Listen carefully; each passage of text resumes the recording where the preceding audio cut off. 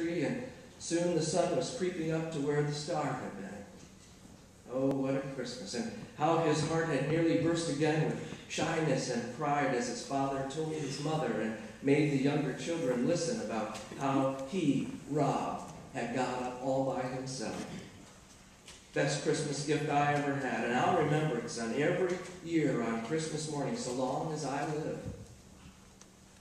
They both remembered it, and now that his father was dead, he remembered it alone. That blessed Christmas dawn, when alone with the cows in the barn, he had made his first gift of true love. Now in the present, outside the window, the great star slowly sank. He got up out of bed and put on his slippers and bathrobe and went softly upstairs into the attic and found the box of Christmas tree decorations. He took them downstairs into the living room, and then he brought in the tree. It was a little one. They had not had a big tree since the children went away, but he set it in the holder and put it in the middle of the long table under the window, and then carefully he began to trim it. It was done very soon, the time passing as quickly as it had that morning long ago in the barn. He went to his library and fetched the little box that contained his special gift to his wife, a star of diamonds, not large, but dainty in design. He'd written the card for it the day before. He tied the gift on the tree and then stood back. It was pretty, very pretty. She would be surprised. But he wasn't satisfied. He wanted to tell her how much he loved her. It had been a long time since he had really told her, although he loved her in a very special way, much more than he had even when they were young. He'd been fortunate that she had loved him, and how fortunate that he had been able to love. Oh, that was the true joy of life, the ability to love. For he was quite sure that some people were genuinely unable to love anyone.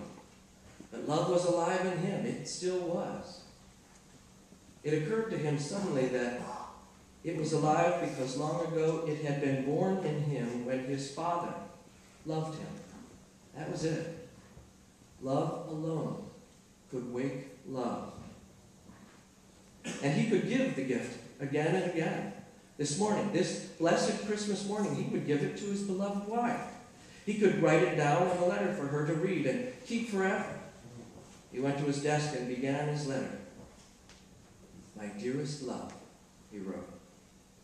And when it was finished, he sealed it and tied it on the tree where she would see it first thing when she came into the room.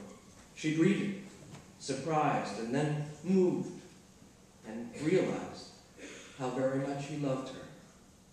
He put out the light and went tiptoeing up the stairs. The star in the sky was gone, and the first rays of the sun were gleaming in the sky.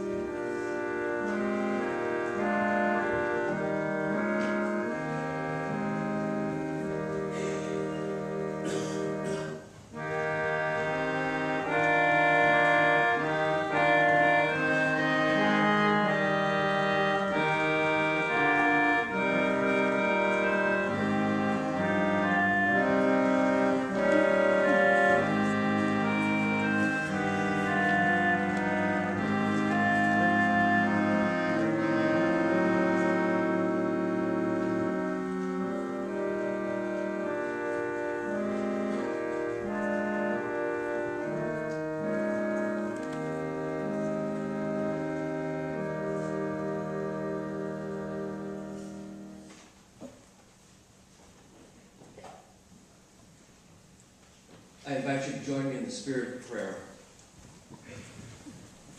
spirit of life-giving